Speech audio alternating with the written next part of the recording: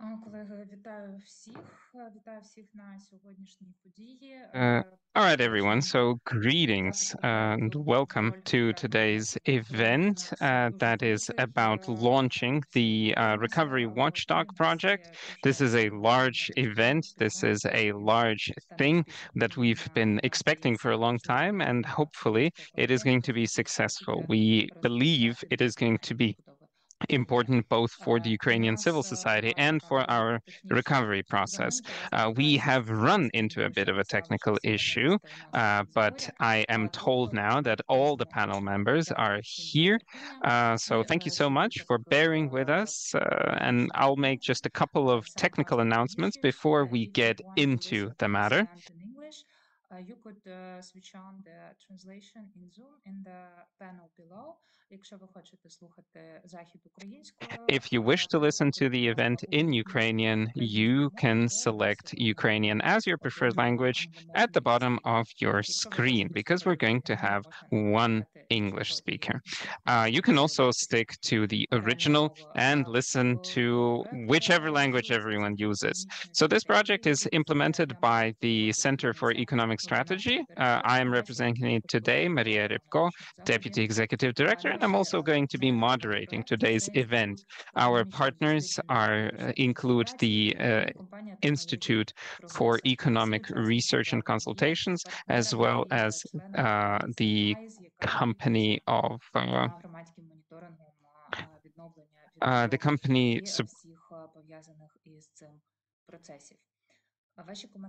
Recovery and Rebuilding. Everyone involved is part of the RISE coalition. Please be aware that you can formulate your questions in the chat as well as the Q&A session. You can also leave your comments on Facebook under the live stream. We will make sure that all of these questions are channeled to the panel members for them to respond.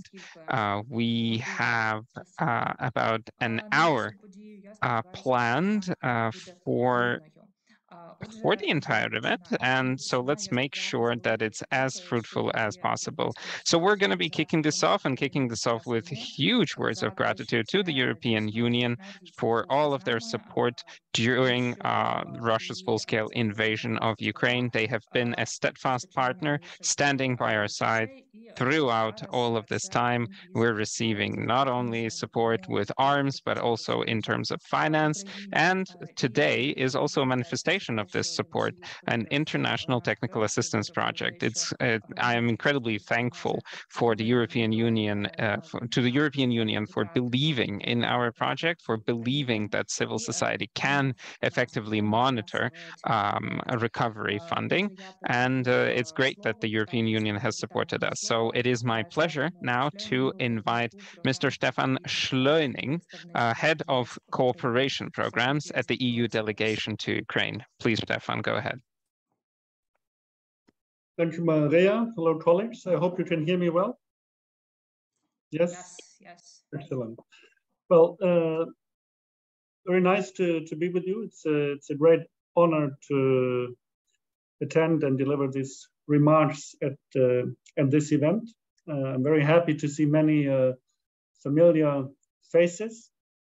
I have returned to Ukraine recently to start my second assignment as head of sort of EU support here at the EU delegation in Kiev, and I'm very happy to have one of my first also public appearances at this important event of this incredibly important project. As you said, Maria, I think the European Union has been a strong and steadfast supporter of Ukraine in many different ways, politically, and we all look forward to very soon also opening a new chapter, of course, in the accession and membership process as an important supporter to the reform process, to reconstruction, but also, and maybe that's most relevant today, as a strong supporter of civil society, which I think we consider as the fourth pillar of any democratic and rules-based system. And I think the diversity and strength of civil society in Ukraine is more important than ever today. Civil society monitors government policies and actions, holds governments accountable, and also promotes alternative policies, policy options. And I think many of you present today have contributed to that over the last years. And again, I think at the current moment, and when discussing reconstruction, recovery, and the very substantial amounts of donor funding, but also government funding, private funding, sort of being available for Ukraine to implement the large-scale reconstruction needs. This watchdog role is more important than ever. I think it's important vis-a-vis Ukrainian citizens to make sure that resources are well spent and have visible impact on the ground.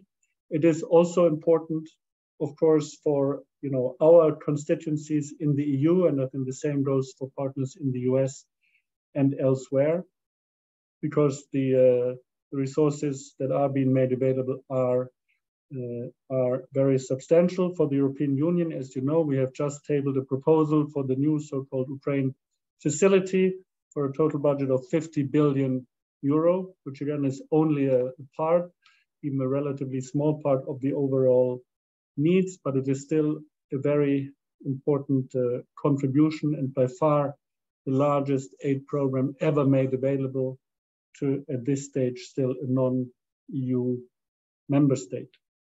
Now, transparency is key. I think the project that you will be implementing, the development of a kind of dozoro for DREAM, a civil society platform for monitoring reconstruction spending, is incredibly important. I'm happy to see Max Nefyodov on screen. I think we have worked closely together for many years. I think he has been one of the key persons, fathers, of course, of Dozoro, and with Alexandra, who I also see connected, and who we also work very closely. I think they have been key partners in our joint work on that, and I'm very happy that we continue the cooperation here. The plan, and I'm coming to an end very soon, the plan is to convert more than 57 local and regional NGOs to support local level monitoring and procurement, and to build their capacity to participate actively in local level advocacy for reconstruction. That is extremely important. I think not all the policy initiatives that we see at the moment, in our view, take the local sort of needs and situations fully into account. So we are, I think, in an active dialogue discussion process also with government partners on that. In particular, at the moment where we launch a project without a lot of data being available. So it is still early days for actual large-scale reconstruction implementation, but this might change very quickly. And also there, transparency will be important. And coming back to our proposal for Ukraine facility, there are also very specific transparency requirements in the draft regulation being mentioned, like publishing, the names of contractors that are being awarded larger scale contracts. Open data policy should be a cross-cutting tool for recovery projects, both donor-funded and government-funded at all levels. And the DREAM system will undoubtedly play a key role to promote transparency in that regard. And the recovery spending watchdog will ensure this by monitoring it, and also, raise the alarm or alert us, point to problems whenever they occur.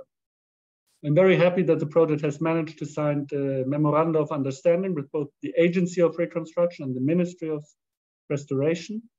This matters. It shows the strong commitment for partnership and ensuring transparent and accountable reconstruction of Ukraine.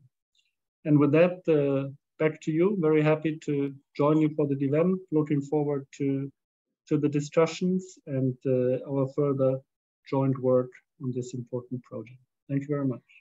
Many thanks, Stefan, for your support. Дуже дякую за вашу Thank you so much, Stefan, for your support and for the introductory words. I see Stefan has stolen my lightning a little bit because I wanted to speak about the signed memoranda. The thing is that civil society, when monitoring the recovery and reconstruction process, we want to cooperate, of course, with those who are implementing these things locally as well as at a policy level. And so we signed memoranda of understanding between the RISE coalition with the Ministry of with the Agency for Infrastructure and Local Development, as well as the Agency for Recovery of Ukraine. I love how the ultimate goal of our cooperation is formulated in the signed memorandum. I'm gonna quote it.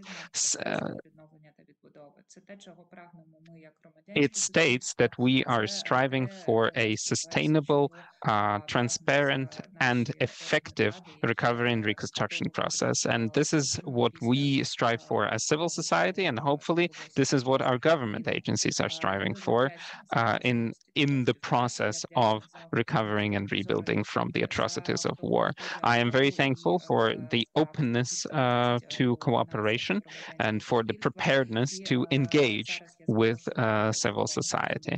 And right now, I would like to invite Mr. Mustafa Nayem to speak, Director of the Agency for Recovery, so the other side of our memorandum here. Greetings, hello. Am I clear to proceed in Ukrainian? Yes, you are. Whoever needs interpretation can switch into English. So you can switch on the translation in the bottom panel under interpretation in Zoom. Так, у нас мова українська.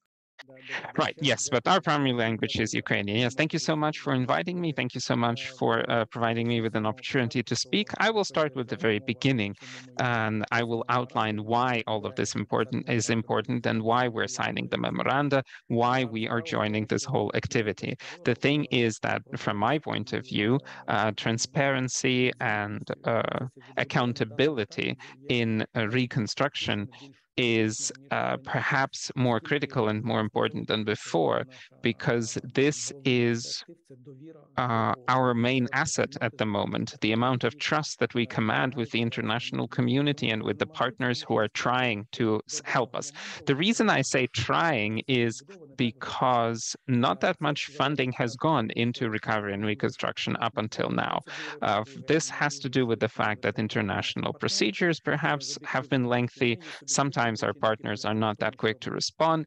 These are objective reasons. And then there are also subjective motivations, because visions as to what needs to be prioritized and what needs to be funded first is quite clear domestically, but among our partners, opinions diverge. The thing is that if we're talking about recovery and reconstruction in general as a process and as a large-scale process covering the entire country, obviously it will only kick off in full force once the war is over.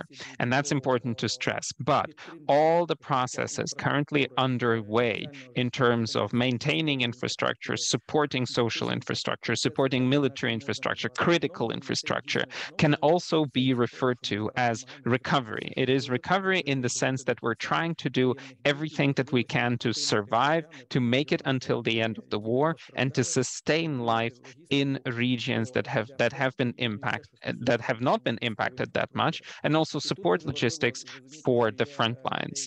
And in this context, it's important to understand that there is a difference between what's happening now and what's going to be happening later. Obviously, on many directions, it is difficult to come up with a long-term strategy of recovery right now. It is near impossible, first of all, because military action is still ongoing, so there's the safety aspect. Second of all, many of these regions that were most impacted are still partially under occupation, and the regions that are still being shelled have a limited capacity to develop, a limited capacity to extend resources to establish a long-term strategy. And I'm not even mentioning planning, coming up with regional development plans, etc. That's impossible, and we are in no position to expect them to do so. On the other hand, there is the opposite side, which comes down to the fact that there are numerous projects and expenses that have to do with unexpected events, with events that lead to large-scale disasters, such as the Kakhovka Dam explosion.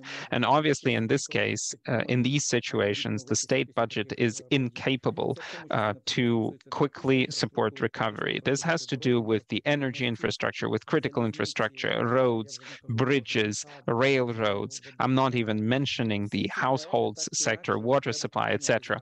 All of these projects need to be supported now. We cannot afford to just stand still and wait for the war to end.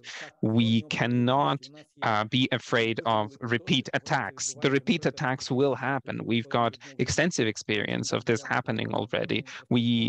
Sometimes we restore a piece of a road, a bridge, and we fully expect it to be attacked again. But this still needs to be done, because while this asset is in operation, it allows for cargo to be delivered. It allows for military personnel to be evacuated. So the repairs need to be undertaken regardless of the security situation. And so obviously these expenses need to be explained. The state budget cannot handle all of these expenses, and we need to rely on international funding.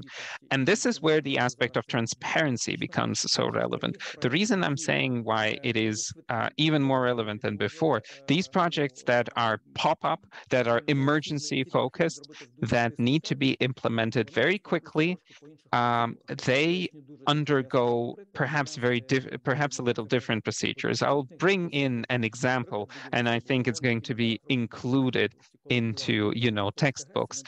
Let's consider the construction of the water supply line in Dnipropetrovsk Oblast that will supply water to locations that have been affected by the Kakhovka Dam explosion.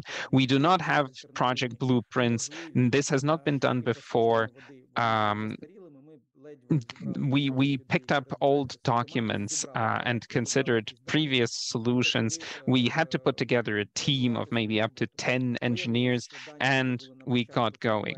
It turned out that the data we relied on at the beginning of the project and the data collected throughout project implementation were very different in terms of the expected, the required amount of water, the volume of water to be delivered. It turned out it needs to be three times larger. Originally, we were talking about a single water supply line. Now we're talking about four. After we undertook satellite screening, it turned out that the landscape requires the construction of additional pumping stations, 20 by 20 meters. It's a significant structure that needs to be properly placed. So this is voluminous construction, again, requiring funds. And then later, it turned out that we needed 56 pumps instead of 14. They need to be delivered. They are produced over 17 to 12 months, while we need to install them within 30 days to provide water to Kryvyi Rih. in parallel, while we were looking for this data, we needed to launch the budgeting process. My colleagues from the civil service will understand that the resolutions for funding take a couple of months to approve. The Verkhovna Rada gets involved, and it all takes time. Plus, parameters continue to change. The costs continue to change. The original expected the original expected amount was 1, and then it grew to 13 billion.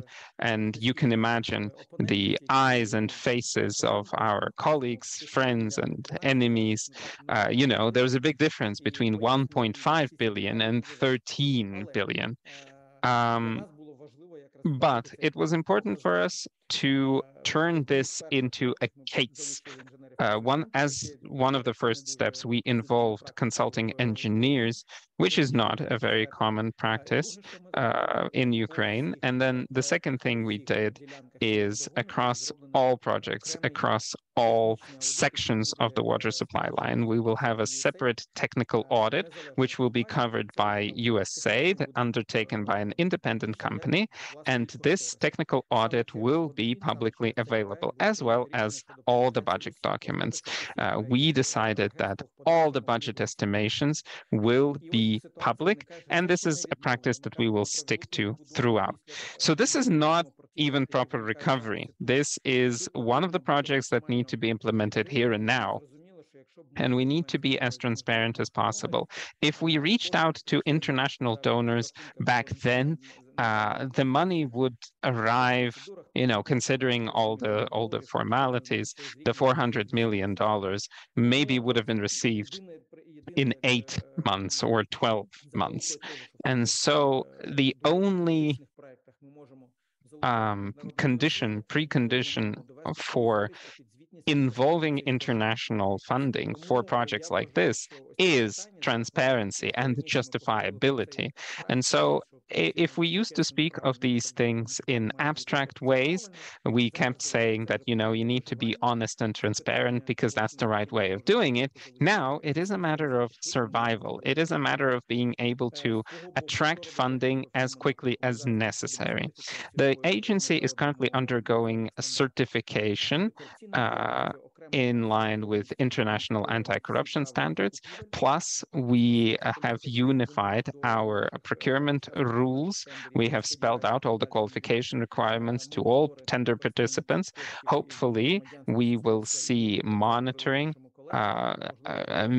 funds monitoring by civil society implemented, and there will be opportunities to look at the way tenders are undertaken in the region. And finally, we are trying to reshape the brand of the government agency procuring goods and services.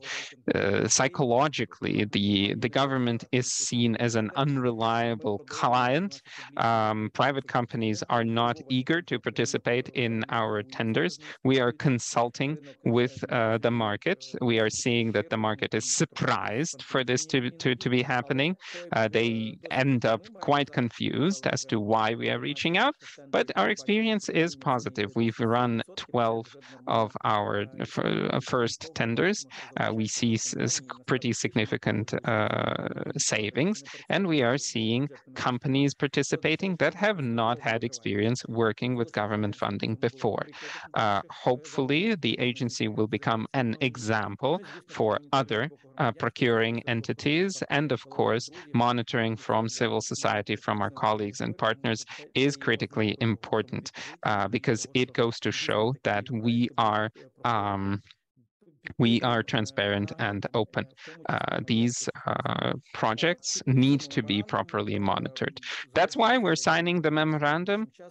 It's going to be done very soon, and this memorandum, I hope, will then be followed up by very specific activities. Thank you so much, Mustafa, for your openness and for all the work that you're undertaking. This is incredibly important. Right, I would like to invite my colleagues' organizations who will be working with us under this project. It falls into several components. The first component is traditional for us, the analytical. This is the analytical section that we hope we will be able to analyze recovery expenses, how they're broken down in terms of priorities, whether they have been efficient or not, jointly with the Institute for Economic Research and Policy Consulting. This will be done on a monthly basis, and we will be presenting our findings on a monthly basis as well. Perhaps also we will share some of our suggestions, which hopefully will inspire our policymakers to improve the legislation. The second component is involving regional organizations, regional activists, because, you know, sitting in our office in Kyiv, none of us is in a position to monitor what is actually happening on the sites, which can be scattered across the entire country. This is why the second component is about regional cooperation, and Alexandra Betli today will speak about it in more general. This is the component handled by the Institute for Economic Research and Policy Consulting. And then finally, the third component, very important, and we are incredibly grateful to the European Union for supporting it. So this component has to do with the portal, which we refer to as the Big Recovery Portal. We intend to collect all available data about recovery and reconstruction there. We want to make it as accessible to a regular user as possible. So it will not go down to the level of technical details and documents, but we hope that this portal will become an information one-stop shop to anyone interested in Ukraine's recovery. And the person behind this portal, inspiring this portal, is someone who's already gained a reputation of someone capable in transparency. So, speaking about the Zorofov dream, I want to invite Max Nefyodov to speak, representing International Insights Crucial for Recovery. Thank you so much. Co-founder of the Technology for Progress NGO, Max Nefyodov. Yes, thank you very much. Thank you so much. So at the core of what we're doing is working with data.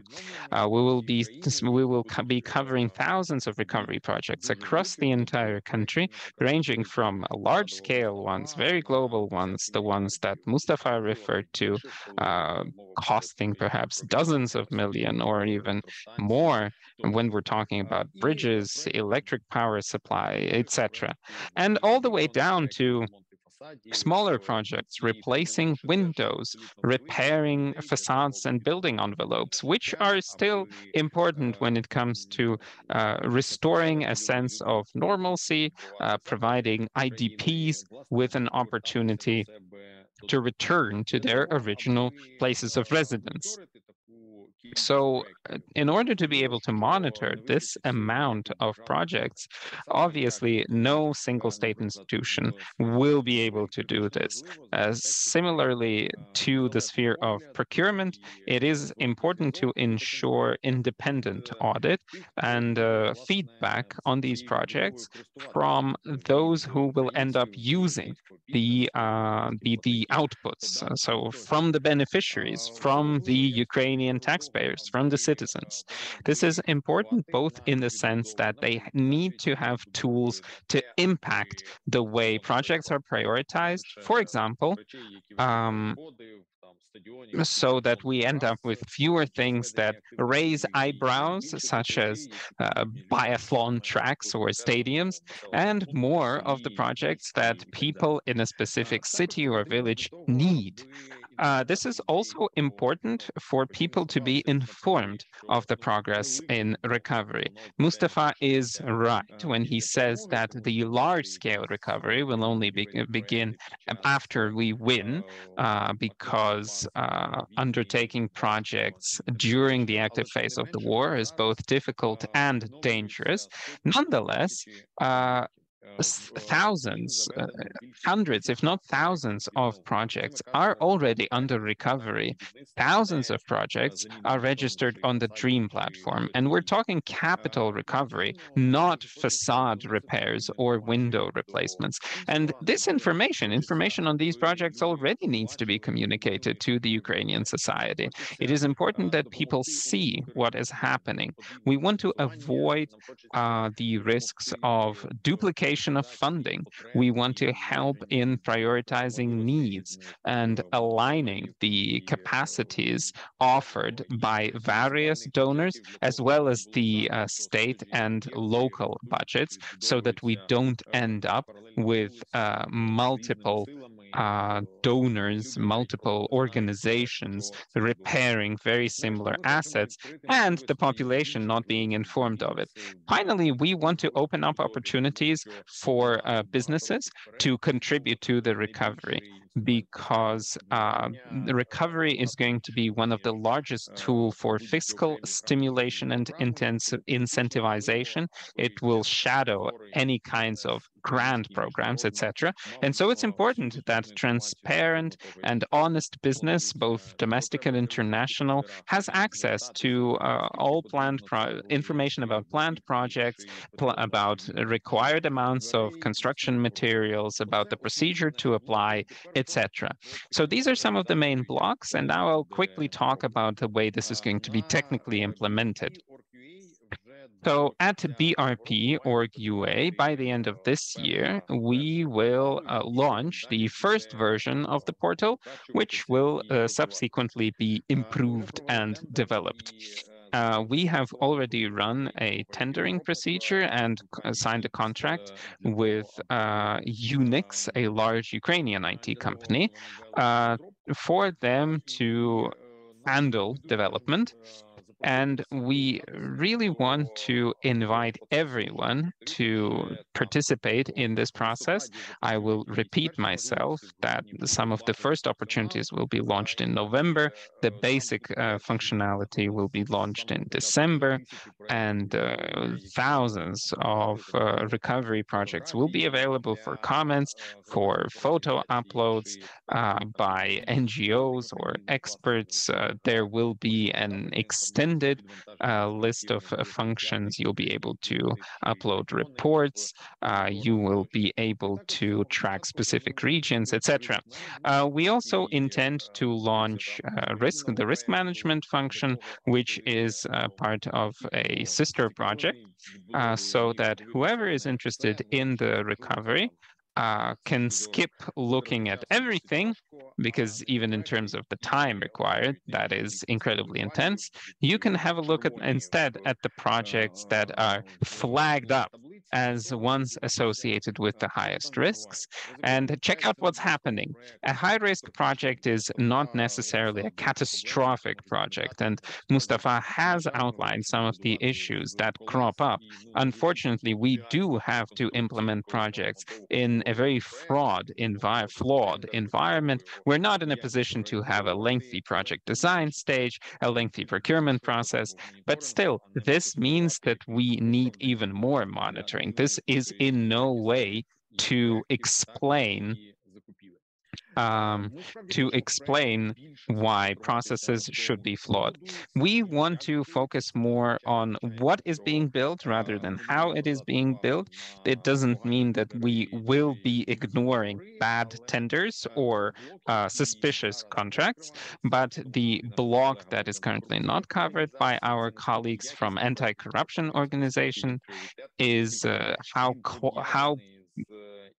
whether the project is of a proper quality, whether it is properly prioritized, whether it is linked to the needs, and whether what ends up being constructed is what is in correspondence to the visualizations that get posted at the very beginning by politicians and other public figures. So this is what this is about. We will try to provide as much information to the public as possible for them to provide their feedback. What are we going to do with the feedback? We will integrate it further into Dream. So it's not just that we export data from Dream and then play with it. We will also provide our inputs to the Dream system. So if the project promised a ramp, but then it is proven that the ramp is not in place, or that it turns out to be unusable, then obviously this shouldn't end up being just a report that we send to Mustafa. This needs to be structured information that ends up being reflected in the relevant section of Dream. We also count on this joint work to help colleagues who represent various ministries and agencies end up formulating their project requests better. Specifically smaller projects, not the large-scale nationwide projects that get covered by ministers and where the president might show up to inaugurate the project together with the ambassador of the relevant international government. We're rather focusing on the thousands of assets that end up shaping the way our cities look, that will define the experience of living in our reconstructed cities. So we'll be doing our best to improve the quality of these projects. So in terms of how this can be interesting to you, as a minimum, you will have the opportunity to visit the portal and check out all the information. It's presented in an accessible manner, but also at the same time, it's analytical enough. It is not just a newspaper article. If you have a little bit more time, you can also provide your feedback. If you're dissatisfied with what the project looks like, feel free to comment on, feel free to share a piece of feedback and let people know. If you have a little bit more time, you can participate in monitoring. We will give you specific tasks and objectives. We will generate checklists for you to implement this activity. And then if your subject matter specialists from inclusion to energy efficiency, from urban development to transport logistics, we can work together to develop these standardized criteria and checklists that different assets have to comply with, from railway stations to kindergartens, from hospitals to dormitories, so that those who plan the recovery and those who are facing unprecedented challenges to do their job better. Thank you so much for your attention. I promise you things are going to get very interesting very soon. We will stop talking about plans and you will get to see some of the mock-ups and then the first iteration and the second iteration of the portal.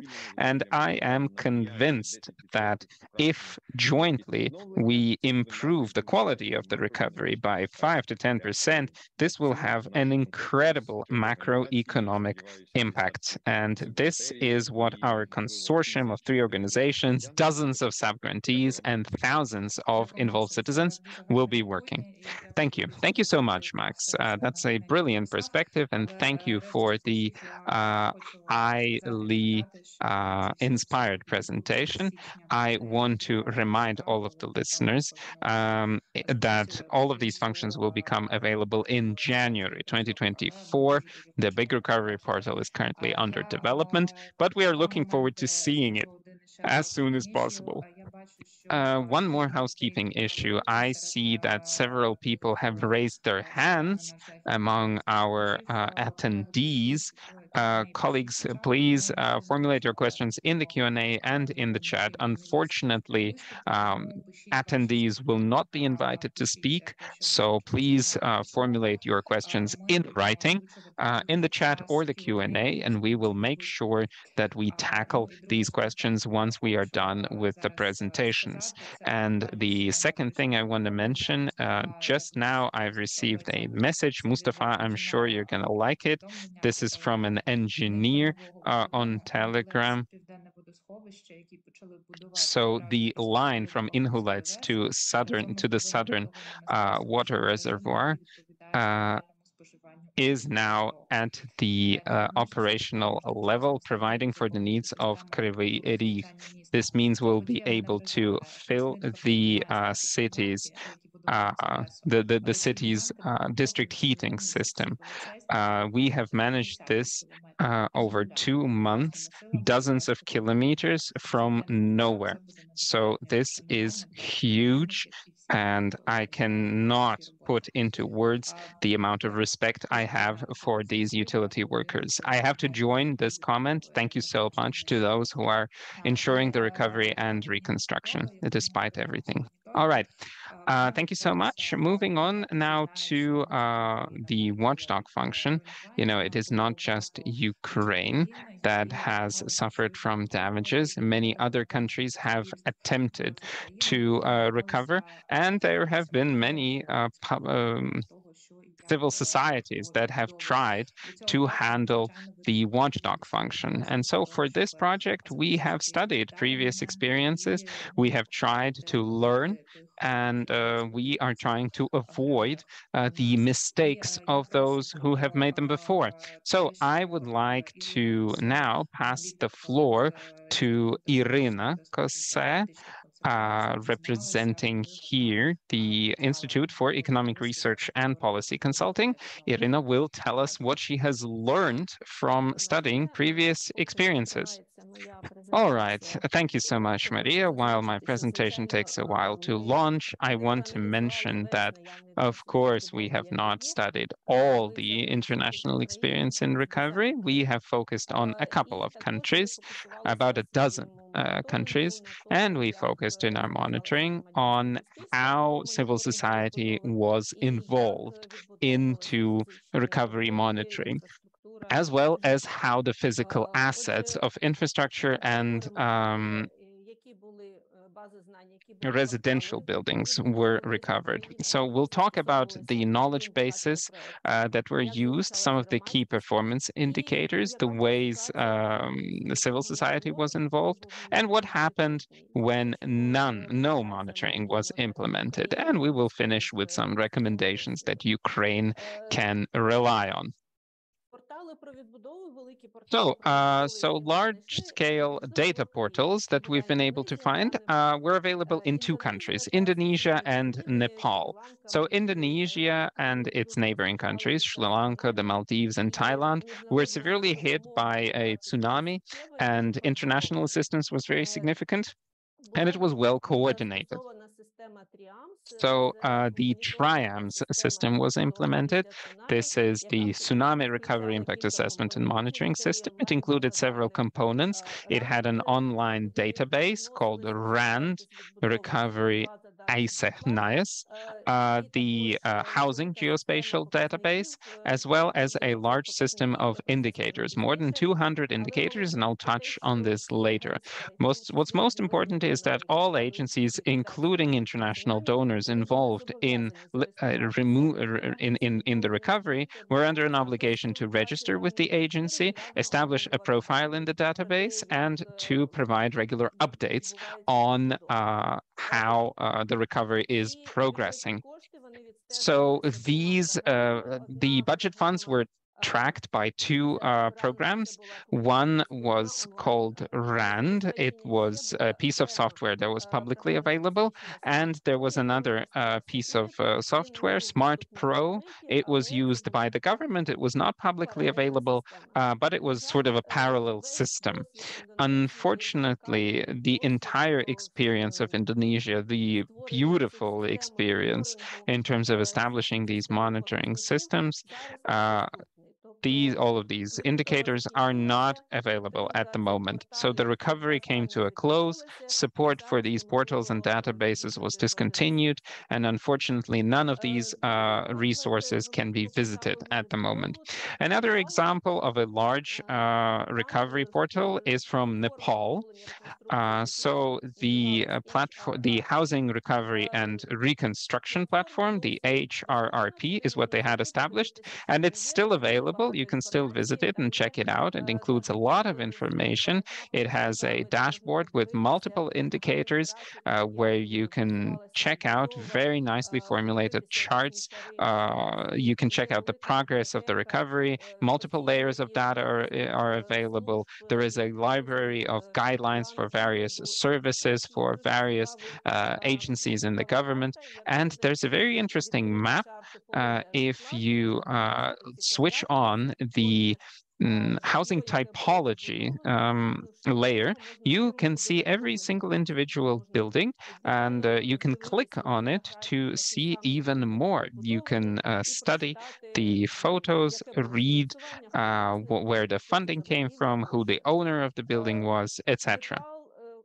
So Nepal, in Nepal, the reconstruction was focused on housing, and so the residents were managing, were performing the recovery. The government administered internationally expanded funds. Several standard designs were available for each category of building. Several solutions were available for each of the 4 categories. You could use your own custom design, but it meant additional expenses to be covered by the residents themselves. And what's important, the quality of the construction was controlled at each stage. So, for example, the resident receives funding, establishes a foundation, then they invite an inspector. The inspector uses a special checklist developed specifically for this function. So they check the quality of the foundation and checks for compliance with resilience indicators, climate resilience requirements, etc. The next stage is inspection took place after the ground floor is constructed, and then finally, once the roof is finished, the certificate would be issued certifying that the reconstruction is over. It has been completed. So after each stage, once the inspection was complete, the resident was able to receive the next funding tranche. So they were incentivized to undertake this properly. So some of the issues, the issue relates to incomplete data. The audit run in Indonesia and Nepal, both audits indicated that the data was insufficient in volume and quality. The portals did not initially operate the way they were intended, so time was required for initial startup. Also, the database provided by UNDP that was used in Sri Lanka, the Maldives, and Thailand, it was a commercial product, so for it to be implemented in these countries, it needed to be adapted, which required additional funding, and the recovery players themselves said that they ended up with an additional, a new product, DAT Plus, because a lot needed to be tweaked. In Indonesia, the system tracked projects worth around $8 million US dollars. This required serious maintenance, and it was difficult for different agencies to comply with all the requirements. And then finally, a lack of close cooperation among all of the agencies. Sometimes the development agencies did not publish reports. For example, in Sri Lanka, no reporting was done for projects between $500,000 and $1 million US dollars. So now moving on to the key performance indicators. I've already mentioned that Indonesia used a system of indicators that included more than 200 individual indicators, such as the number of recovered schools, houses, buildings, number of provided loans, participation of women, etc. The indicators were very different. And in Nepal, there was their own system, including standards of resilience requirements to safety, climatic safety, etc. So what were some of the shortcomings? The first shortcoming was ignoring the local context. The indicators, especially the ones that were developed by the donors, did not respect the local context enough. For example, in Indonesia, when the central road was constructed, this construction process was quite protracted. USAID was planning to build a large road, 6 meters in width, 2 meters in addition on the both sides, while the local population was quite afraid of the large road. They were hoping that some commerce could be handled on the roadside, and so they were very unhappy with the project, and ultimately the design had to be adapted to classify in a way the locals. Also, a ramified system of indicators complicates reporting and can contribute to protracted projects. So how was the civil society involved in monitoring? I can share 2 examples. The first one is from Sri Lanka. So the project was called Strong Places. It delivered training to 700 communities on monitoring. People were recruited to learn the differences between different kinds of cement, concrete. They were trained in monitoring the quality of construction. A separate program called Aid Watch established monitoring groups. Essentially, these were the future residents of the buildings coming together and learning about their rights, finding out that they are not just passive recipients, they are full-fledged stakeholders. And one of the groups, for example, asked for permission to visit the construction site. And during this visit, they noticed that the quality of the wood used for windows and doors was subpar, and they insisted on it being replaced. So there's a positive example of public monitoring. In Croatia, which experienced an earthquake, they organized public consultations for the principles and mechanisms of recovery. So the emergency service of Zagreb even came up with a mobile app which people could use to request inspections of their buildings. These were undertaken by volunteering engineers who were recruited locally as well. Now, let's talk about the negative examples of when monitoring was non-existent. Let's talk about Haiti. Haiti experienced a number of natural disasters, so it urgently required assistance, and a lot of international donors were involved. But then later, the audit reports claimed that donors often had different approaches to the recovery. The UN thought that the the recovery framework only needed to be approved after the damage assessment is cleared by a donor conference. The government also believed that the framework is required. The World Bank disagreed, and the negotiations among all of the participants contributed to the recovery taking longer. Ultimately, the government took the upper hand, and the framework was developed. Another example of insufficient donor coordination, the UN and the EU joint efforts in supporting the Haiti government. The World Bank acted independently. They had an independent monitoring system, an independent system for providing assistance, checking the project's efficiency, etc. Although a trilateral partnership was formalized, and all the partners were meant to stick to a single assessment methodology, which was developed in 2008. But unfortunately, in practice, that did not materialize. Also, too low budgets that were too low and timelines that were unrealistic. USAID was only able to complete 4 out of 8 of its main infrastructure projects. 2 at the time of the audit were still ongoing, and 2 were canceled. Canceled because the potential costs turned out to be much higher than originally anticipated. For example, they were planning to construct a new port in Haiti, and I believe $5 million were allocated. But when the push came to shove, it turned out that a lot more is required, and this whole project had to be dropped. The funding was dispersed among other projects, which were also suffering delays at the time. And so the experience of Ukraine at the beginning of what Mustafa spoke about, the water supply line construction, this repeats what happened elsewhere previously.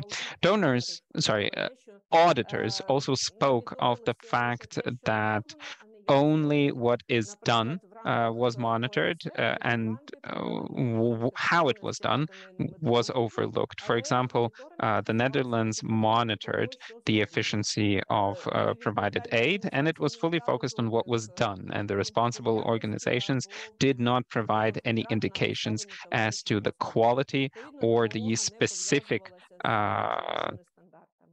consumption of costs and materials.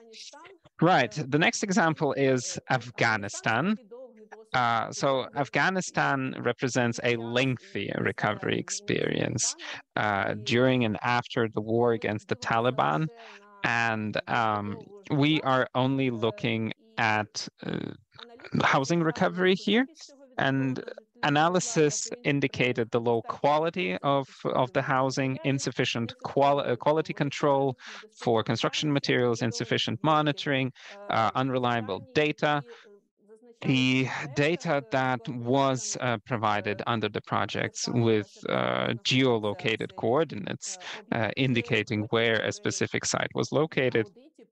Later, during the audit, during the analysis, these sites could not be found at these addresses. In Afghanistan, of course, the conditions were very complicated. The war with the Taliban was still ongoing, and sometimes areas would become dangerous for monitoring, so not everywhere you were able to reach. But even the areas that the auditors were able to reach, the issues were identified when it comes to the reliability of data.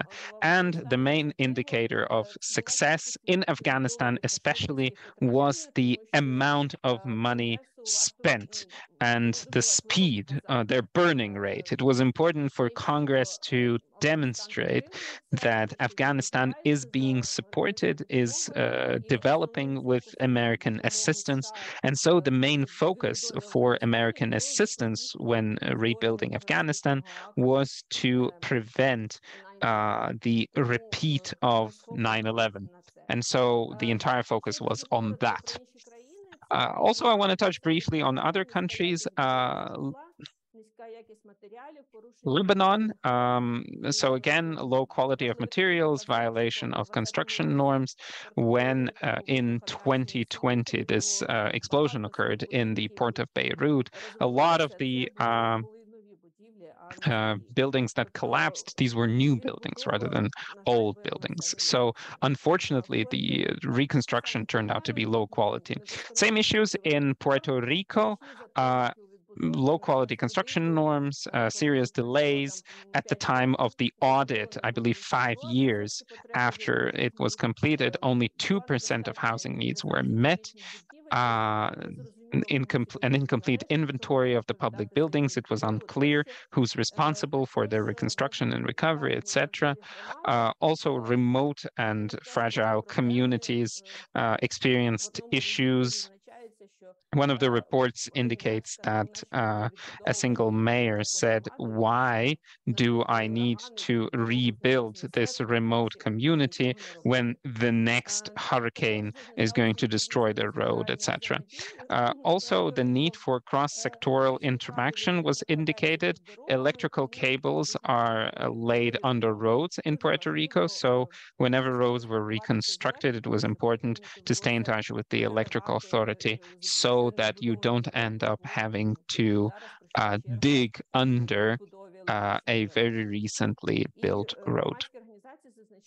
And finally, NGOs indicated that the entire recovery process was non-transparent, it was not involved, and nothing was explained to it.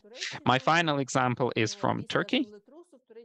So after the earthquake, the several earthquakes, with just one very recently. I'm speaking about the one before that. It was mentioned that the quality of construction was low, control was insufficient, construction was undertaken in dangerous areas, and houses that were constructed in these dangerous areas, the government would then apply regular pardons, legalizing potentially dangerous structures. So effectively, the construction company, for example, that operated without a quality certificate simply had to pay a fine and it would be let go. So summarizing, what are some of the lessons for Ukraine and the recommendations from Ukraine based on international experience? First of all, a system of indicators needs to be the same for everyone. It should not be the case that every donor, every organization, every entity in Ukraine has their own system of indicators that they use to assess the efficiency of the reconstruction. Also, it is important that along with the recovery of housing and infrastructure, social services are also recovered. Education, medical, healthcare, administrative services, say pension payments, etc. This is all a big complex issue.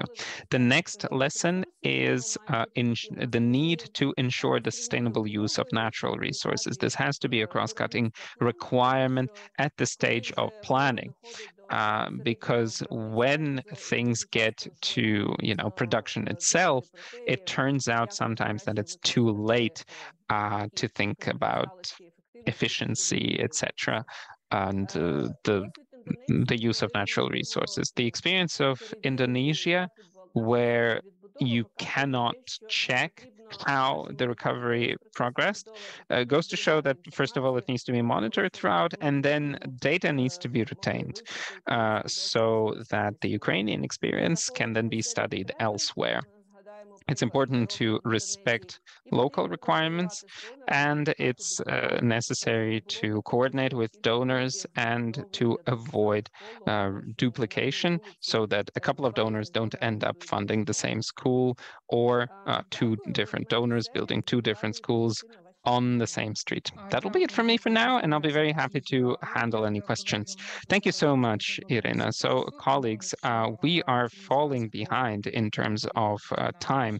So those of you who want to receive a response to your questions, you could stay online a little longer.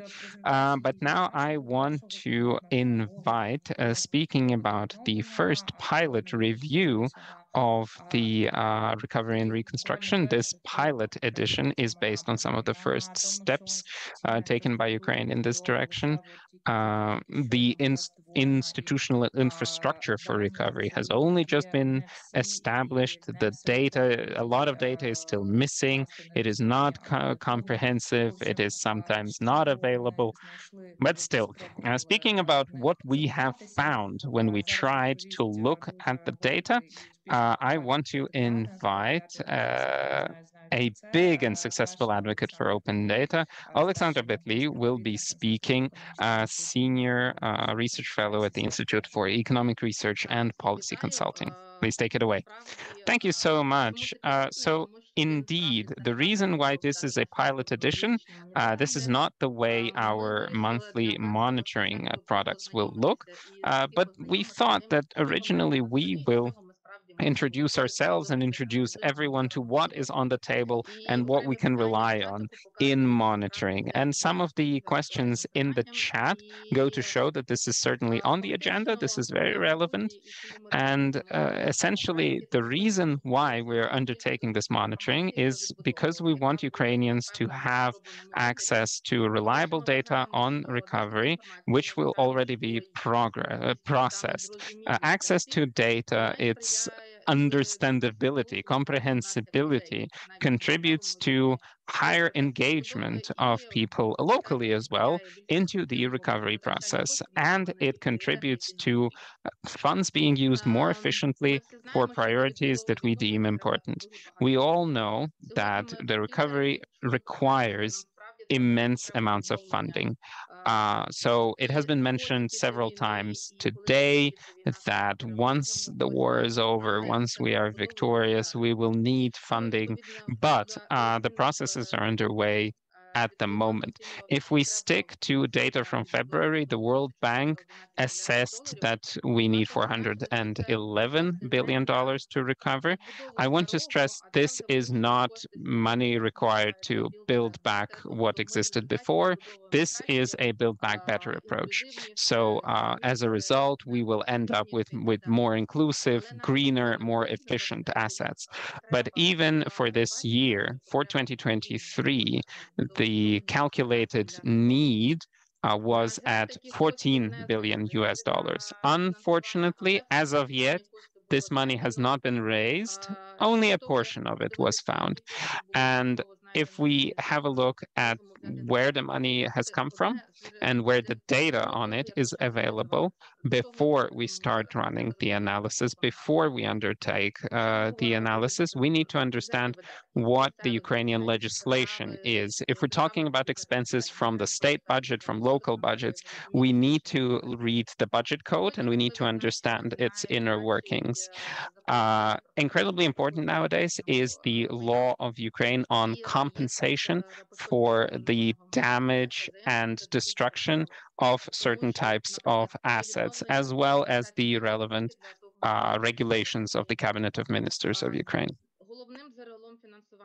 The main source for funding the reconstruction is the Fund for the Liquidation of the Consequences of Armed Aggression. So we need to refer to the relevant government regulation.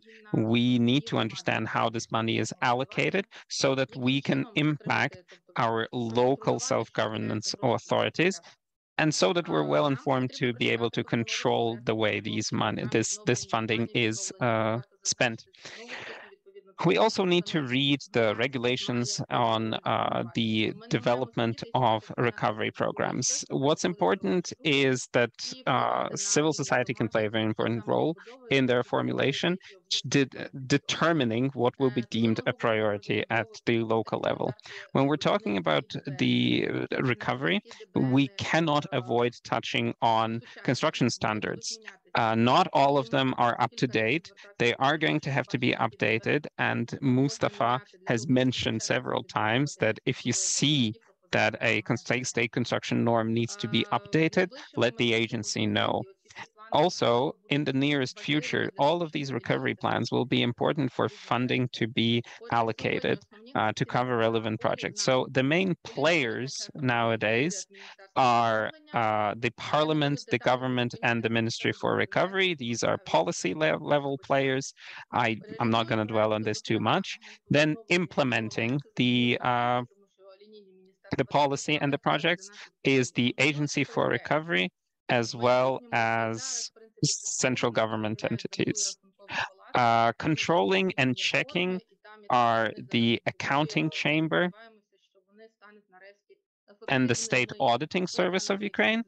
Both of them require reform and need to undergo change before they can become efficient. And then there is a broad range of other players: donors, the owners of the assets, the businesses that contribute to recovery. They undertake design works, they undertake the actual construction work. NGOs and activists, charity foundations, etc. So when we approach the issue of data sources, I believe that Ukraine is quite open. Unfortunately, some of these data sources were shut down during the full-scale invasion, and the Rise coalition has reached out several times requiring that these data sources be opened again. This needs to be done to increase the efficiency of our state, the efficiency of state funding. And when we're speaking about open data, we suggested a three-stage test. So if data is restricted, it needs to be clearly explained as to why that is happening. So the main sources include open budget spending, Prozoro, e-construction, and DREAM. Now, who is funding the recovery and reconstruction? We can have a look at budget funding. Budget funding is handled through the liquidation fund. Donors, NGOs, and charity foundations are another significant source, but detailed data is not available in the public space. General data on budget funding is mostly open. It is available through spending.gov.ua, and it's important to stress that all the data that has to do with funding safety and security is classified at the moment. But at the same time, all transactions relating to the Ministry of Economy, Ministry of Justice, and the state and the state maintenance service have been shut down, which we feel is out of place. There is no clear code to identify expenses for recovery and reconstruction, and so a lot depends on the decision made by the financial department of the relevant agency. So the expenses are sometimes not site fixed. So sometimes the expenses will cover several assets at the same time, and this complicates monitoring, requiring us to go down to the level of the individual local decisions. I would suggest that it is set as an obligation for central government agencies that they have to specify their decisions in relation to assets, individual assets. How are subcontractors selected? There was a question in the chat about tenders. So all the tenders run by the Agency for Recovery, the ministry, are available on Prozoro. You can check them out. And we welcome the step of making all the budget documents openly available for the Agency of Recovery. Obviously, it's going to be a challenge that a lot of us are not familiar with monitoring these kinds of documents. This is something that we will have to learn. Dozoro, the state portal, the portal for public control over state procurement, this is open. And then donors, NGOs, and charity funds can use procurement platforms. So the option is open, and when we end up monitoring, it is a big lesson for us that we need to watch for who is running the procurement in every case. If it's done for Mykolaiv, for example, it doesn't mean that it's the Mykolaiv of the administration. It can be handled by an international donor on their behalf. Now, moving on to what is being reconstructed where. So the DREAM platform is operational. It includes information on thousands of projects. But certain challenges exist. The challenge is that there is a limited capacity by local self-government agencies, self-government authorities to develop proper quality budget documentation. They are not motivated to submit their projects into DREAM, and there's also a limited interest from donors to use DREAM. So DREAM probably needs to be made mandatory via a law. And so the balance holder, the administrator of the asset, needs to be under an obligation to submit information onto the platform.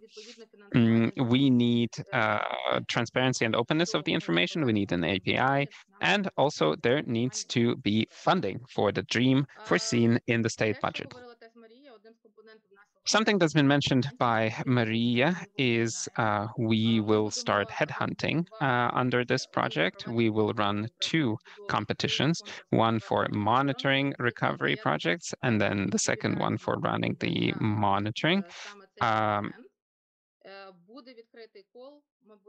We are going to have an open call. We will make the announcement. There was a link was shared in the chat to our Facebook page, so please sign up and follow us. We will publish the information there, and we will speak about the rules of who can apply and how. The methodology is being developed with Transparency International Ukraine at the moment. Now, a few quick glimpses of what we're going to look at closely. So the liquidation fund, its regulation is clear. Its funding sources in 2023 were pretty clear. For 2024, it's unclear because Article 28 of the draft budget regulates this, but there is no budget line in Annex 3 just yet. So main work directions are urgent recovery needs, such as the water supply line, recovery projects. There's a compensation for damaged housing. The mechanisms are pretty clear, and the local self-governance authorities are using them. It has been made clear in previous discussions that this is important. Unfortunately, not all priorities are covered by funding in line with a clear methodology, but some 53 billion hryvnias have been allocated. 11.4 billion of these are for subventions to local budget. So this slide represents information from the Ministry for Infrastructure as to where the money was allocated to. And what we've heard today from Mustafa and what has been referred to by Maria, there's this incredibly important project of recovering the water supply line. It's incredibly important to be sensitive to the context. There was no budget documentation developed in advance. The experience of large-scale projects in Ukraine is limited.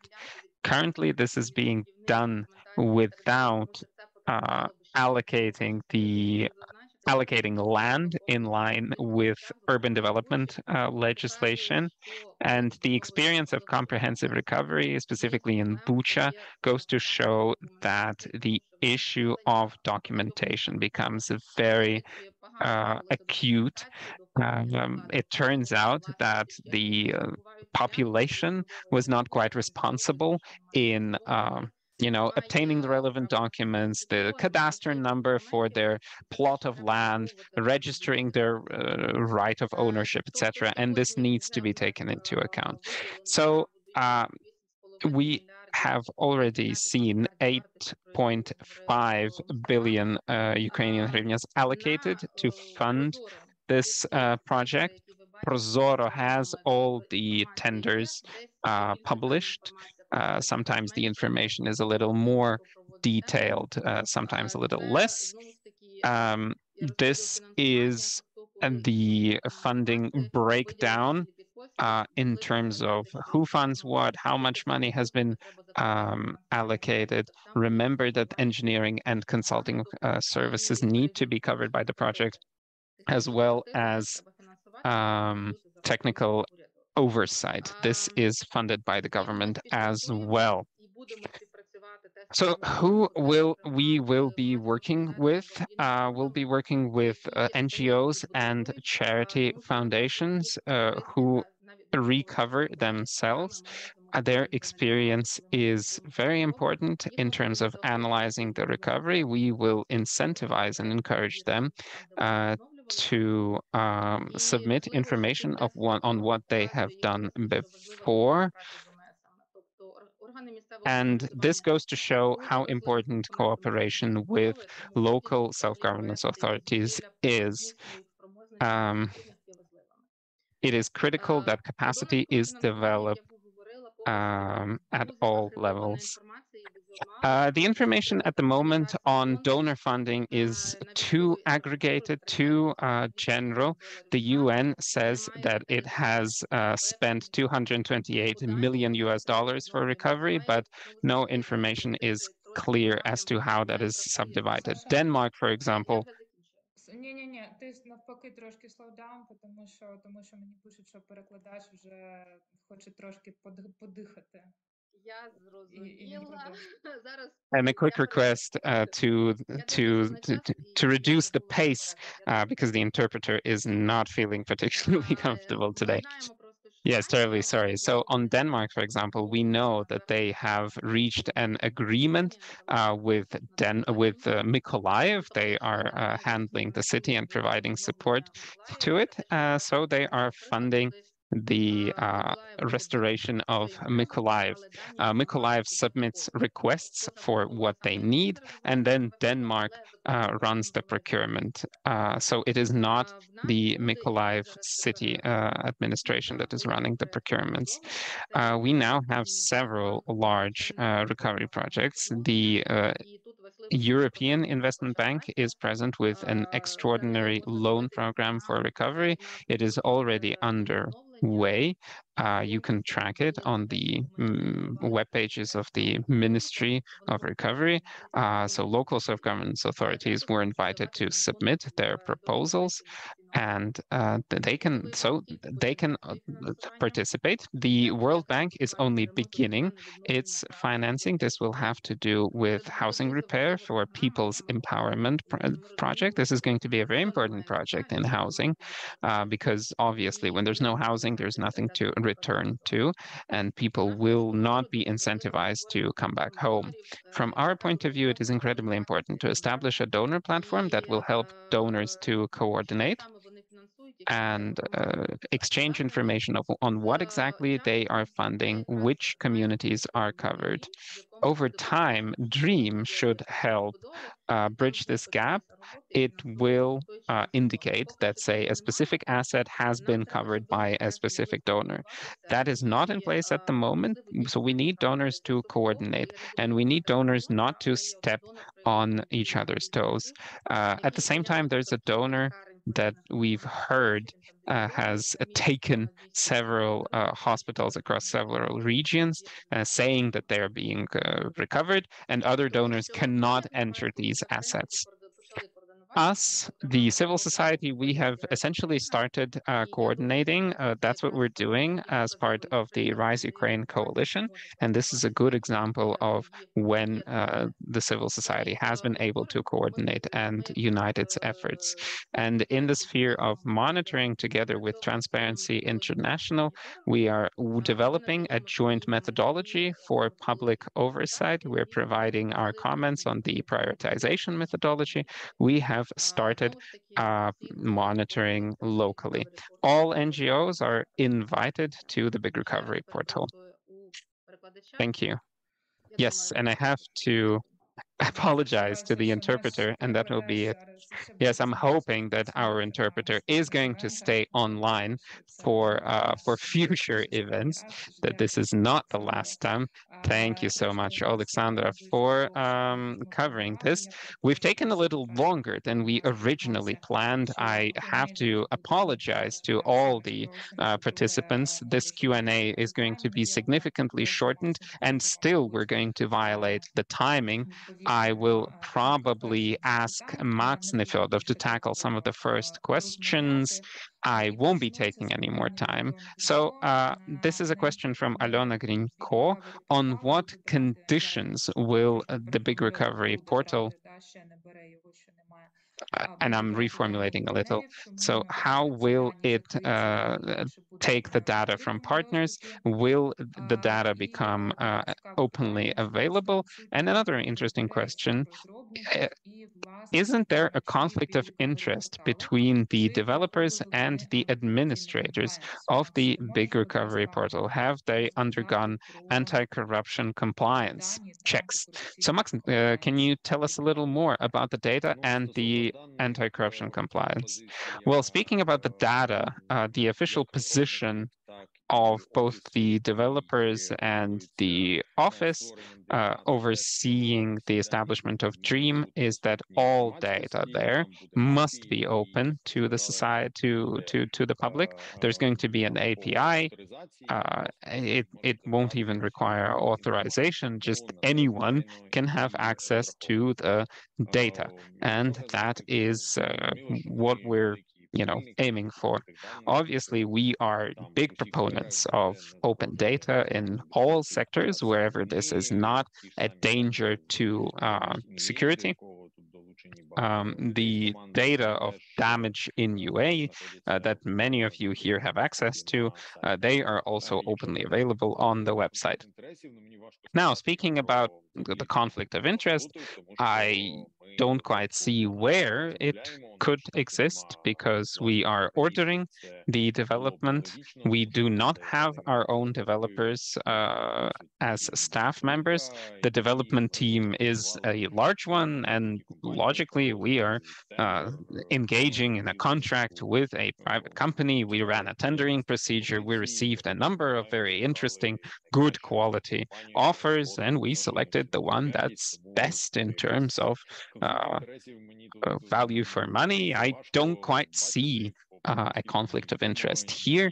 To the best of my knowledge, neither our partners from CS or IR nor us are involved in IT development. I mean, I can speak, of course, of my developer days, but that was back in college. So not all. Sorry, Max, I have to cut you off there. Let me hit you with another additional question. I will read it out the way it is. So why the monitoring module that was previously intended for the Dream is now positioned as an independent platform? Well, it's difficult for me to speak on behalf of the Dream developer team in terms of how they see the system's further development. That's probably inappropriate. I will let them speak for themselves. But finally, monitoring cannot be part of the same system that is undertaking the work.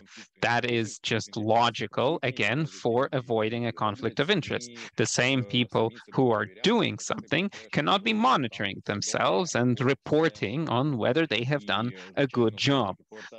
So coming back to the topic of open data, those who are doing work have to publish their information and submit it for checks to our consortium or to whoever else. This is not a monopolistic story.